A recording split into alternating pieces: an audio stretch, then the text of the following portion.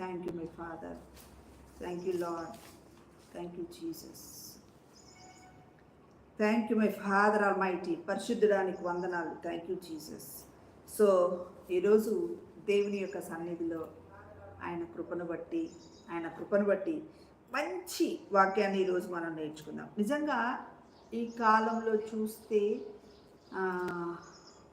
చాలా భయంకరమైన రోజుల్లో ఉన్నాం. మనం అంత్యకాలంలో ఉన్నాము. ఎన్నో మందిరాలు కూల్చబడుతున్నాయి, కాల్చబడుతున్నాయి. రీసెంట్గా రాత్రే నేను ఒక న్యూస్ విన్నాను. మంగళగిరిలో ఒక మందిరాన్ని కాలిపోయింది. మందిరం అంతా ఎంతో కష్టపడి కట్టుకున్న మందిరాలు కాలిపోతున్నాయి.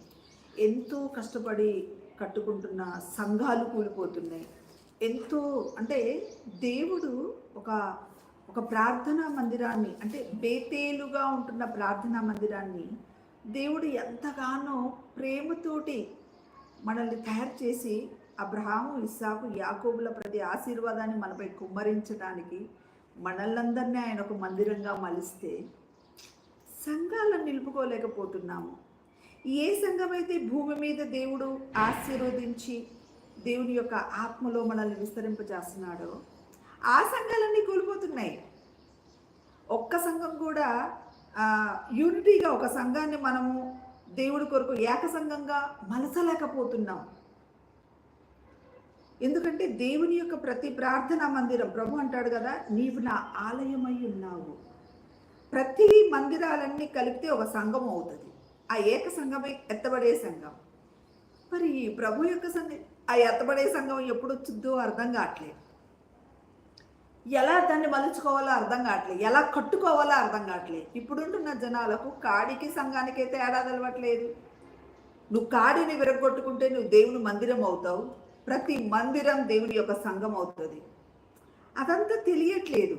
అందుకు దేవుడికి చాలా కోపం వస్తుంది. దేవుని యొక్క ఉగ్రత బయలుదేరి ఉన్నది. ఎంత భయంకరంగా అంటే ఆమోసు గ్రంథంలో ఒక చిన్న మాటను నేను మీకు చెప్పాలని ఆశపడుతున్నాను. ఆమోసు గ్రంథం 5వ అధ్యాయంలో దేవుడు ఇజ్రాయేలీల కొరకు ఆ యొక్క ఆమోసును లేవనెత్తి అంగలారుస్తున్నాడంట. ఆమోసు అంగలారుస్తూ మాట పలుకుతున్నాడు. ఏంటి అంటే, కన్యగా అయిన ఇజ్రాయేలు కూలిపోయాను, ఆమె మరెన్నటికి లేవదు. ఒక ఇజ్రాయేల్గా మారటానికి ఎంత శక్తివంతమైన కార్యం తెలుసా? ఇంకేమంటున్నాడు 5వ వచనంలో మీరు చూస్తే 4-5 చదవండి ఒకసారి. అందులో ప్రభు అంటాడు, ఇజ్రాయేలీలతో యెహోవా సెలవిచ్చినదేమనగా నన్ను ఆశ్రయించుడి. మీరు ఎవరిని ఆశ్రయిస్తున్నారు అనేది మనం అర్థం కావట్లేదు. నన్ను ఆశ్రయించుడి, అప్పుడు మీరు బ్రతుకుదురు. ఆశ్రయింపని ఎడల బేతేలులో ఎవరును ఆర్పివేయలేకుండా అగ్ని పడునట్లు ఆయన యోసేపు సంతతి మీద పడి దాన్ని నాశనము చేయను. ఎంత భయంకరం అంటే, ఒక ఆశ్రయించాలి, మీరు బ్రతుకుతారు. దేవుని ఆశ్రయిస్తేనే మీరు బ్రతుకుతారు.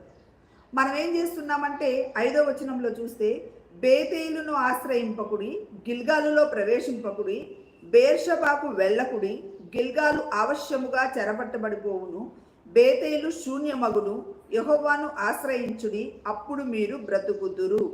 ఆశ్రయింప ఎడని ఎడల బేతేలులో ఎవరును ఆర్పివేయలేకుండా అగ్నిపడినట్లు ఆయన యోసేపు సంతతి మీద పడి దానిని నాశనము చేయును.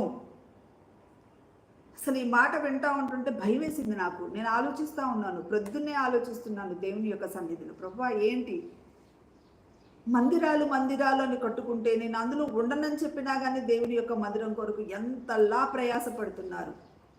ఆలోచిస్తున్నాను, ఎన్ని సంఘాలు విచ్ఛిన్నమైపోతున్నాయి. ఆలోచిస్తున్నాను, సంఘాలన్నీ కూలిపోతున్నాయి, బేతేలు కూలిపోతున్నది. అర్థం కావట్లేదు. ఒక్కొక్క బేతేలు భయంకరమైన బేతేలు, మన సొంతంగా కట్టే బేతేలు ఉన్నాయి, ప్రభు ఆశ్రయించని బేతేలు. ఆ బేతేల్లో దేవుడు లేడు అసలు. ప్రభువు ఇక్కడేమో బేతేలు కూలిపోతుంది, బేతేలు ఆశ్రయించొద్దు అంటున్నాడు.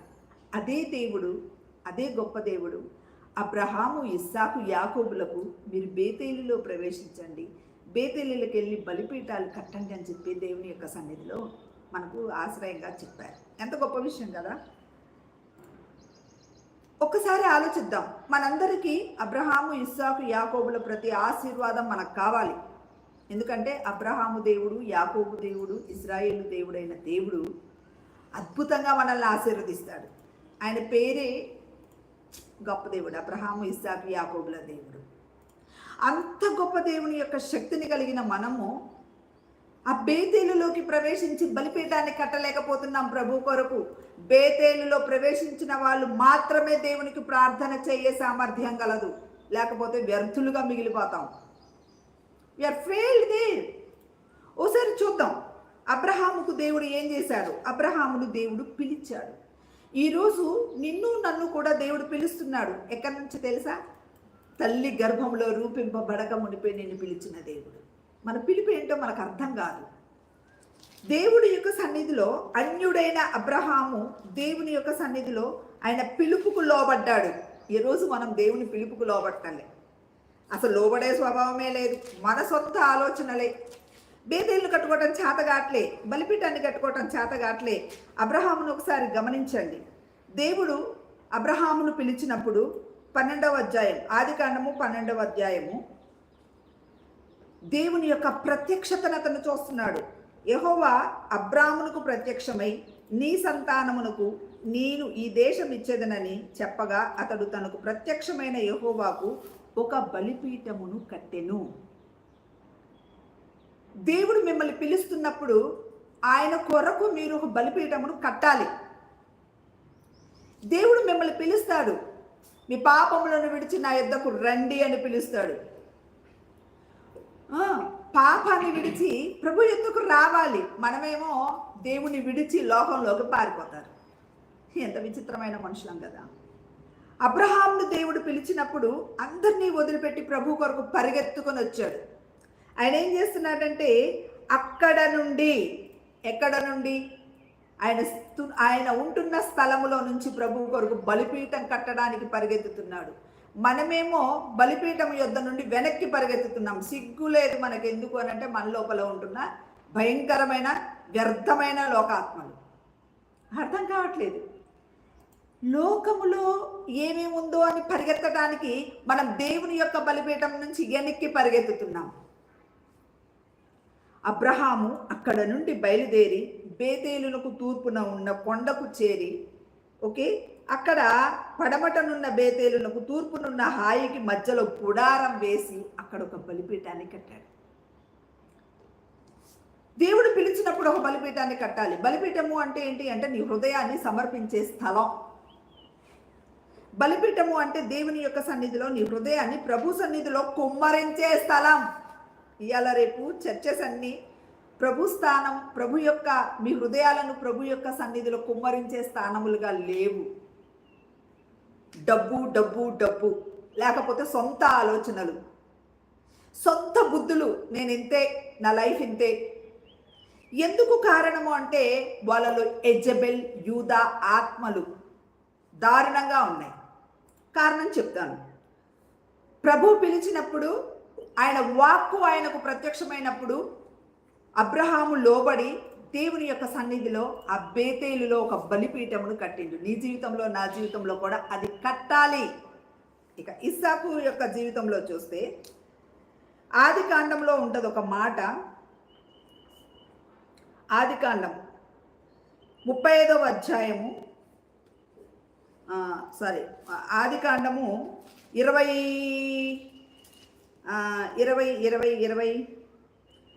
అధ్యాయంలో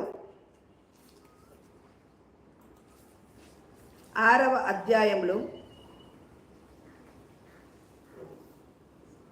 26వ అధ్యాయంలో చూస్తే ఇక్కడ ఈయన కూడా ఒక బావులను తవ్విస్తూ ఉన్నాడు.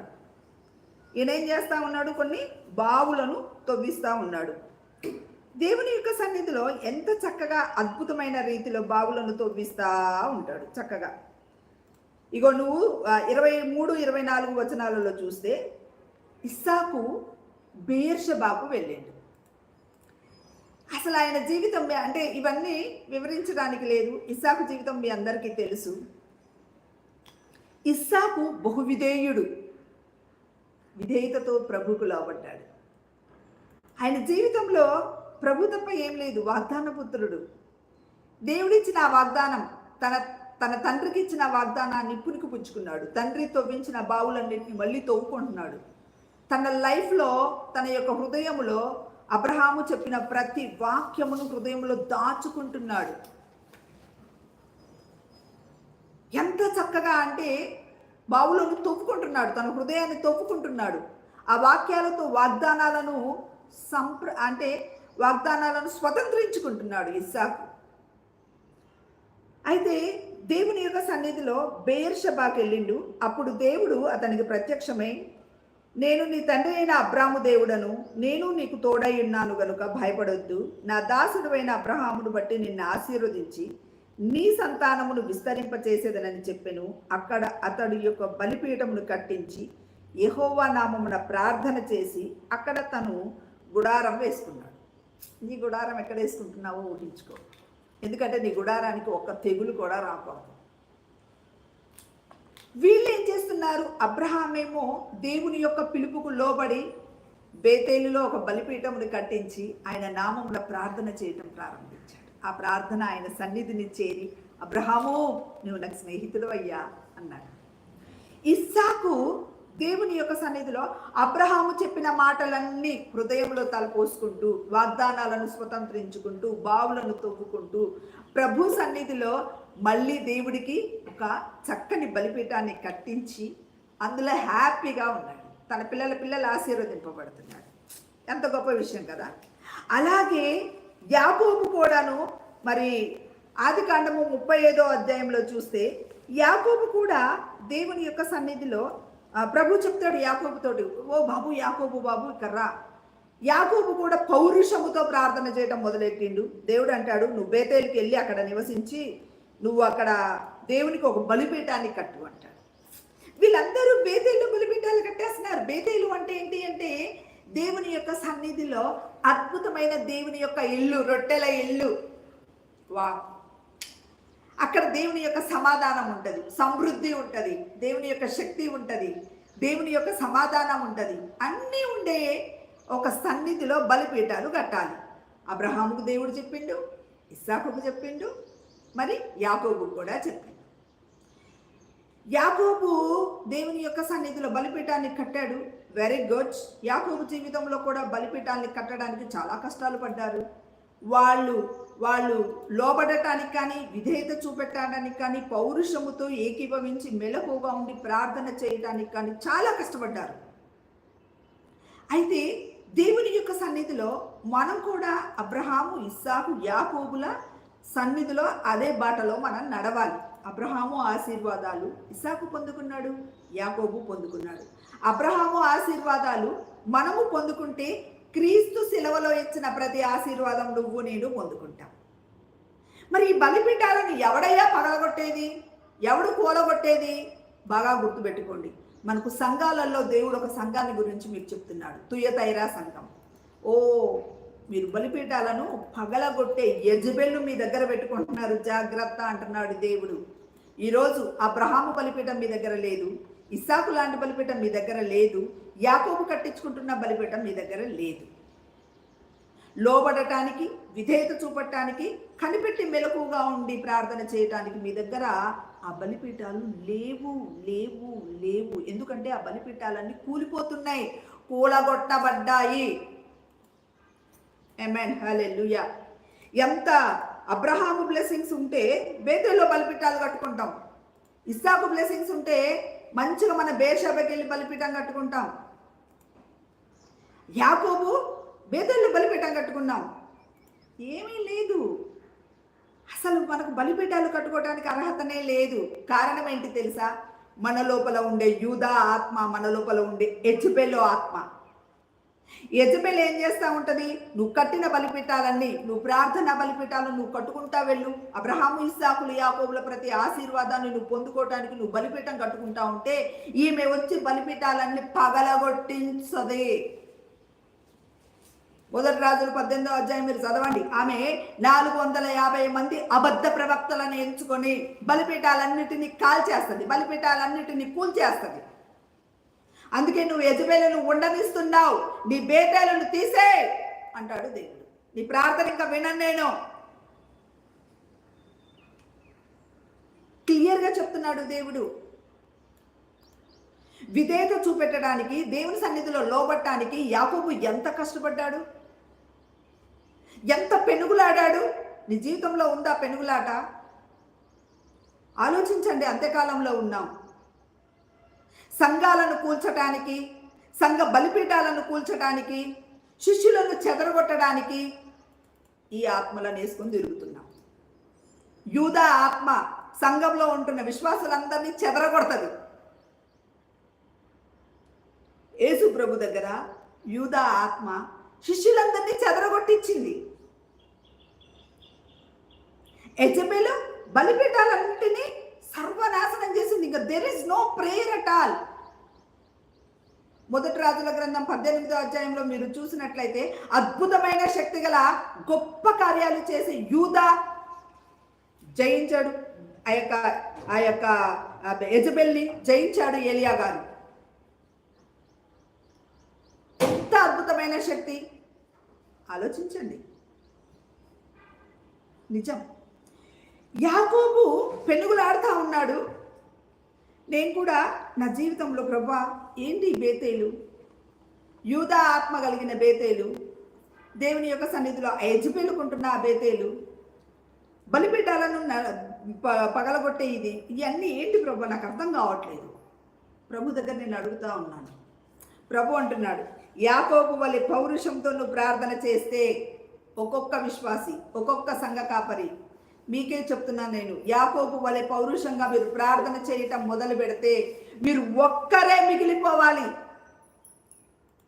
మీరు గమనించండి. దేవుని యొక్క సన్నిధిలో యాకోబు దేవునితో పెనుగులాడుతున్నాడు, దేవునితో ప్రార్థన చేస్తున్నాడు. ఆ బలిపీఠం మీద, దేవుని యొక్క సన్నిధిలో, ఆయన యొక్క శక్తి గల బలిపీఠం మీద ప్రార్థన శక్తిని పొందుకోవటానికి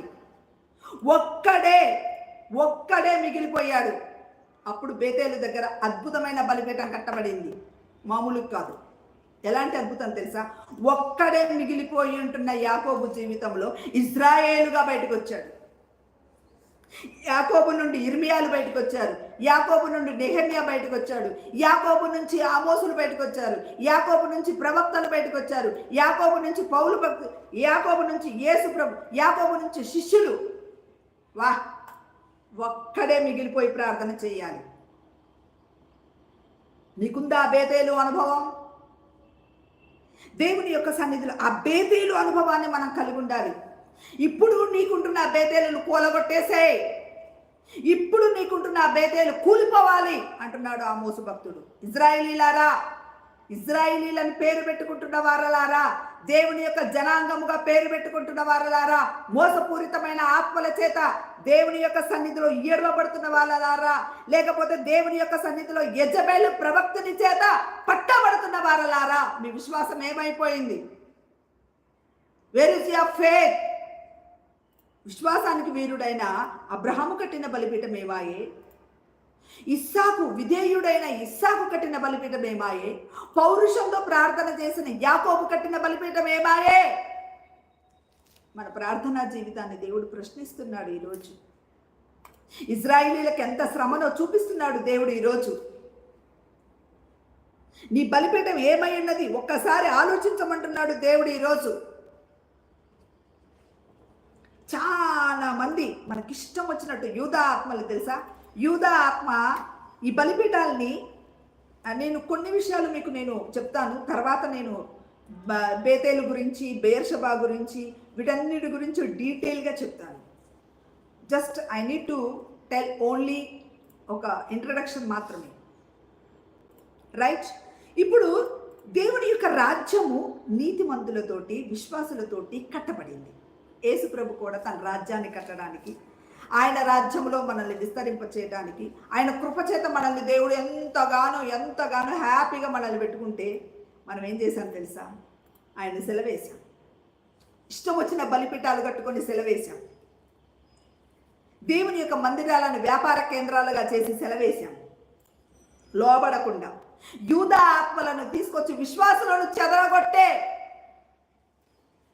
సన్నిధిలో మనం సెలవేశాం ఆయన్ని. యెజబెల్ లాగా ప్రార్థనా పరులను కూడా చెడగొట్టేశాం, వాక్యం వినకుండా చెడగొట్టేశాం. ప్రభు అంటున్నాడు, గెట్ లాస్ట్, వీళ్ళందరినీ వెళ్ళగొట్టాలి, ఒక్కడే మిగిలిపోండి, ప్రతి ఒక్కరు ఒంటరిగా ప్రభుతో గడపండి, ఒక్కడే మిగిలిపోండి. బేతేలులో ఏమైతే తెలుసా, ఆయన ఒక్కడే మిగిలిపోయాడు, ఇజ్రాయేలుగా మారిపోయాడు. ఆయన ఒక్కడే మిగిలిపోయాడు. ఆకాశమునకు, ఈయన ప్రార్థన ఆకాశమునకు నిచ్చెనేసుకొని వెళ్తా ఉంది. దూతలు పైకి కిందికి రావటం ఆయన చూస్తున్నాడు. ఈయన ప్రార్థన మోసుకొని పోతున్నాయంట. ఎంత అద్భుతమైన ఒక గొప్ప వివరణ. నువ్వు ఒక్కడివే మిగిలిపోవాలి దేవుని యొక్క సన్నిధిలో. నీలో నుండి ఇంతమంది విశ్వాసులు బయటకు వస్తారు. నువ్వు ఒంటరి వాడవా? ఎబ్బే లేదు. నీలో నుండి యూదా ఆత్మలను, నీలో నుండి ఆ యొక్క యెజబెల్ ఆత్మలను బయటకు నిలబెట్టావు. బేతేలు అనుభవంలోకి రా, ఒక్కడివే మిగిలిపో. ఉన్నతమైన స్థానంలో దేవుడు మనల్ని ఆశీర్వదిస్తాడు. ప్రతి విశ్వాసి ఒక అబ్రహాము, ఇస్సాకు, యాకోబుల వలె మారాలి. ప్రతి విశ్వాసి ఒక ఇజ్రాయేలుడుగా మారాలి. ప్రభు పిలిచిన ఇజ్రాయేలీలుగా మారాలి. ఒక్కడ మిగిలి ఉంటున్న ఇజ్రాయేలుడిగా మారాలి.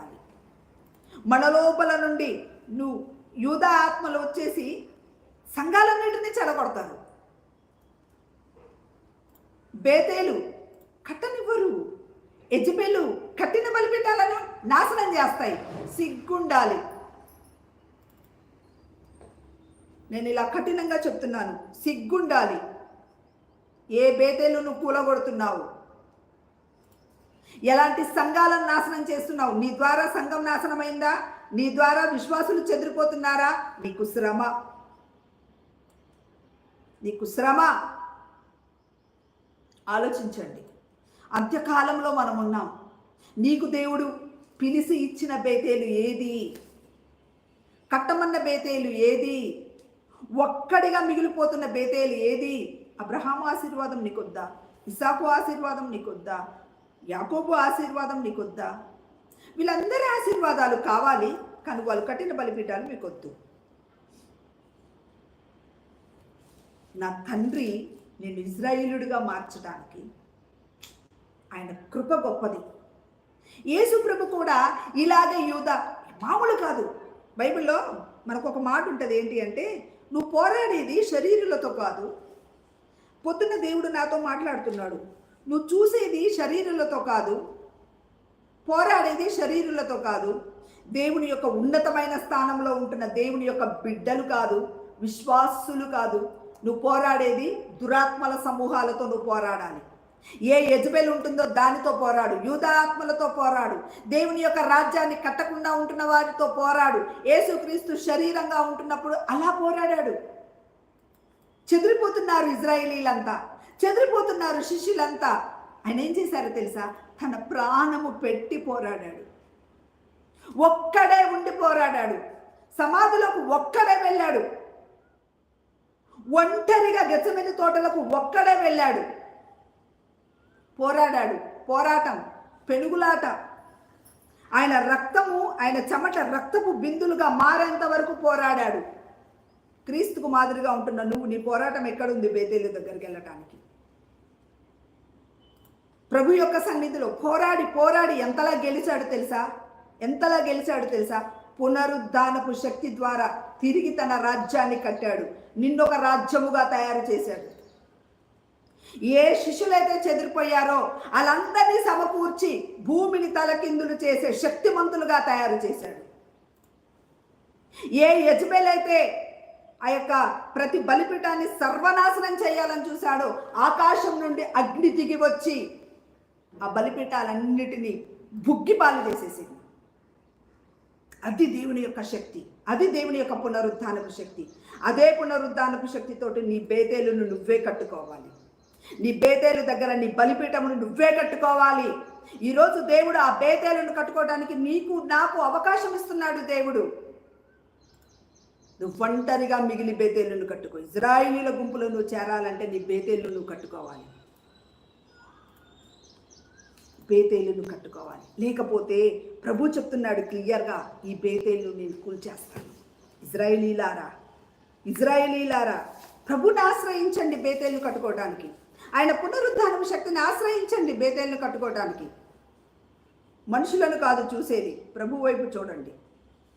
మనుషులను ఆశ్రయించుట కంటే యెహోవాను ఆశ్రయించుట మేలు. ఇవన్నీ తెలిసిన విషయాలే. బేతేలును కట్టుకో అంటున్నాడు దేవుడు. లేకపోతే ఒకవేళ నువ్వు అలా కట్టుకోకపోతే క్లియర్గా చెప్తున్నాడు ఆమోసు గ్రంథం 5వ అధ్యాయం 6వ వచనంలో, నీ బేతేలు శూన్యమైపోతుంది, యెహోవాను ఆశ్రయించుడి, అప్పుడు మీరు బ్రతుకుదురు, లేకపోతే సస్తారు. సిగ్గు లేదు మన జీవితాలకి. ఒక్కడి జీవితంలో బేతేలను కట్టుకోవడానికి ప్రయత్నం చేయండి.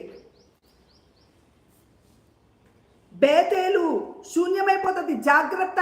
నీ ప్రార్థన జీవితం శూన్యమైపోతుంది, జాగ్రత్త.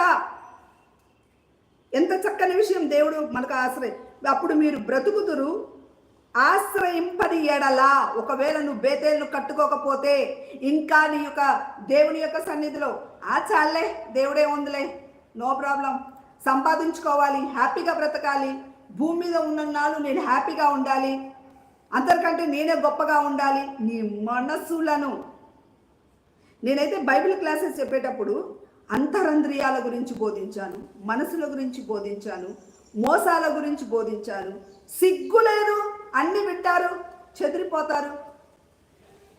దేవుణ్ణి ఆశ్రయించకపోతే, క్లియర్గా చెప్తున్నాడు దేవుడు, ఆశ్రయించకపోతే బేతేలులో ఎవరును ఆర్పివేయలేకుండా, నేను నా మాటగా చెప్పట్లేదు, ప్రభు అయిన యెహోవా వాక్కు ఇది, ఎవ్వరును ఆర్పివేయలేకుండా అగ్ని పడునట్లు ఆయన యోసేపు సంతతి మీద, ఫలిస్తున్నాములే అని భ్రమపడుతున్న మీ సంతతి మీద అగ్ని వేస్తానంటున్నాడు దేవుడు.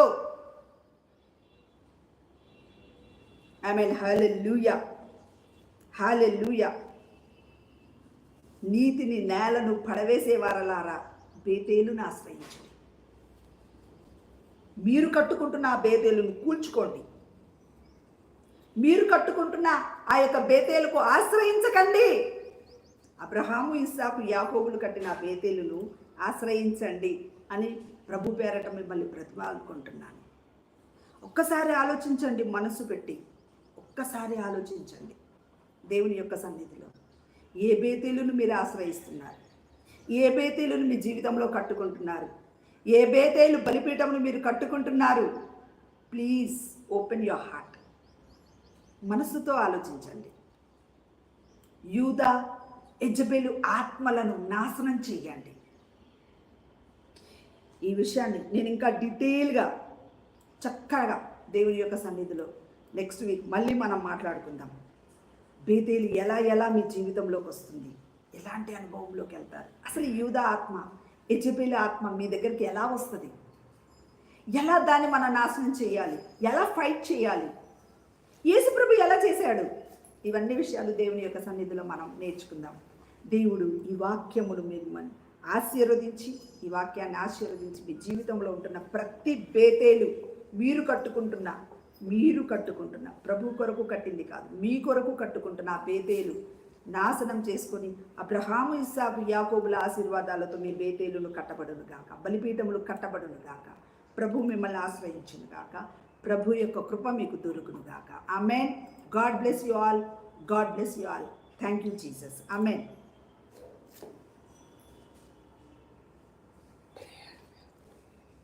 Thank you Jesus. ఒక చిన్న ప్రార్థన చేసుకున్నాం. Thank you Lord almighty. పరిశుద్ధుడానికి వందనాలు నాయన. గొప్ప తండ్రి నీకు స్తోత్రం. శక్తిమంతుడైన దేవా, మాతో మాట్లాడిన దేవా, మేము ఒంటరి వారం కాము నాయన, నీ శక్తిగల బిడ్డలుగా మేము ఉన్నాం ప్రభా. మా జీవితంలో మాకు తెలియకుండానే యూదాతోనూ, లేకపోతే యూదా ఆత్మతోనూ, లేకపోతే యెజబెల్ ఆత్మతోనూ మా కొరకు మేము ఒక బలిపీఠాలని కట్టుకున్నాం ప్రభా. చాలా తప్పు తండ్రి. అదే బేతేలు అనుకుంటున్నాం, అదే రొట్టెలు ఇల్లు అనుకుంటున్నాం. క్షమించు నాయన. ఈరోజు అబ్రహాము, ఇస్సాకు, యాకోబుల ప్రతి ఆశీర్వాదముతో మా బేతేలులో తండ్రి, నీవు పొమ్మన్న ఆ బేతేలులో నీ కొరకు ఒక బలిపీఠమును కట్టి ఇజ్రాయేలీల గుంపులు మేము చేర్చుకునే శక్తిని మాకు దయచేయండి తండ్రి. మమ్మల్ని ఆశీర్వదించండి. నిన్ను ఆశ్రయించిన వారికి ఏ కొదువా లేదన్నావు తండ్రి. నీ కొరకు మా బలిపీఠములను కట్టనీ తండ్రి. యాకోబు గనక ఆకాశానికి నిచ్చెన వేసుకొని దూతలు ఎక్కుట దిగుట మా ప్రార్థన అలా ఉండాలి ప్రభా. మేము ఇక్కడ తండ్రి అనగానే ఆకాశపు వాకిళ్ళు తెరవాలి ప్రభా. అలాంటి బేతేలు అనుభవంలోకి మమ్మల్ని తీసుకెళ్ళవా తండ్రి. మమ్మల్ని దీవించి ఈ వాక్యం వింటున్న ప్రతి బిడ్డని ఆశీర్వదించి బలపరచమని నజరేయుడైన యేసయ్య అతి పరిశుద్ధమైన నామములో అడుగుతున్నాము తండ్రి. Amen amen. God bless you all. దేవుడు మిమ్మల్ని ఆశీర్వదించును గాక.